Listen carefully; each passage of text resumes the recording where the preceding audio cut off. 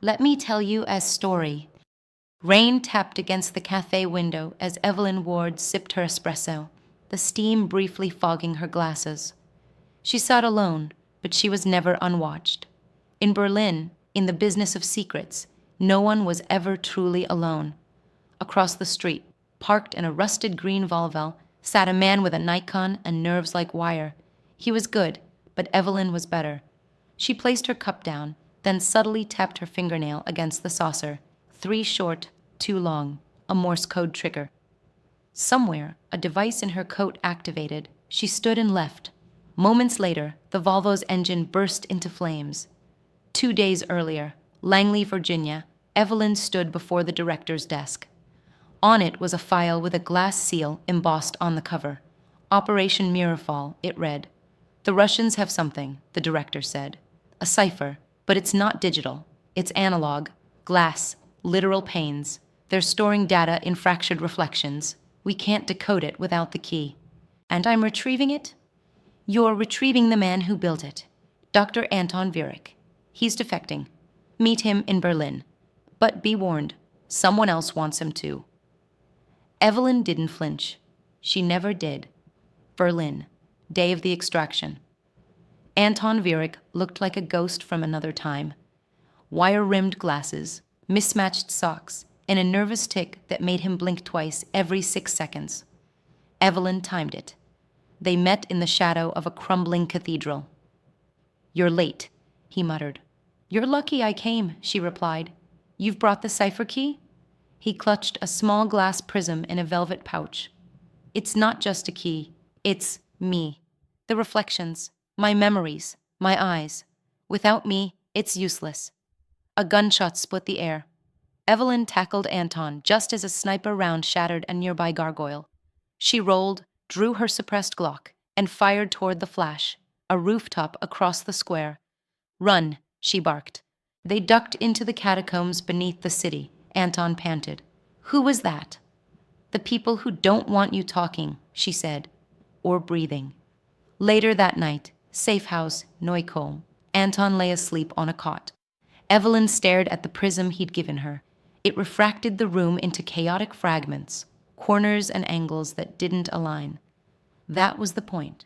She placed it atop a coded page and saw the lines shift into readable text. Names, dates, locations. A knock.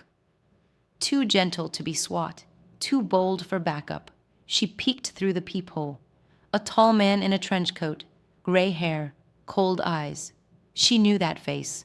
Declan Shaw, MI6. Former lover. Current problem. She opened the door with her gun at her side. Hello, Evelyn, he said. Still saving the world one corpse at a time? Still pretending you're not expendable? He stepped in. I want the doctor. Not happening. He's not who you think.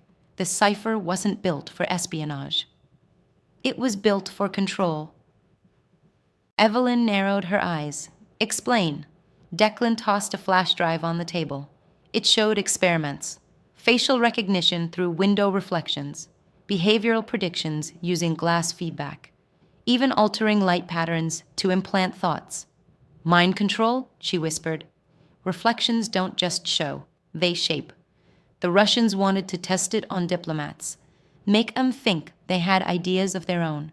Virek cracked the psychology. And now everyone wants him. Except me. Declan said, I want to end it. The betrayal Evelyn left Anton with Declan under the pretense of regrouping. Instead, she looped a drone cam back to the CIA. What she saw chilled her. Declan wasn't protecting Anton. He was questioning him. Interrogation style. Gloves off. He wasn't MI6 anymore. She rushed back too late. The safe house was empty. Blood on the walls. The prism gone. But Anton had left something. A mirror shard etched with coordinates. Moscow. The finale. In a Moscow penthouse filled with antique mirrors, Evelyn confronted Declan and a half-conscious Anton. Declan turned. I told you to walk away. You don't get to rewrite reality, Declan. No one does. You don't understand. We live in an age of chaos. With this technology, we could bring order. Evelyn raised her gun. Freedom isn't chaos. It's choice. He smiled sadly, then chose to shoot. She didn't hesitate. 1 week later, the Glass Cipher was destroyed. Anton entered protective custody, his memories scrambled beyond repair. Declan was listed MIA, and Evelyn, she returned to Berlin, sipping espresso in a quiet cafe, watching shadows move in the reflection of her spoon. Somewhere, in a prism lost to time, 1,000 reflections still danced, but they no longer belonged to anyone.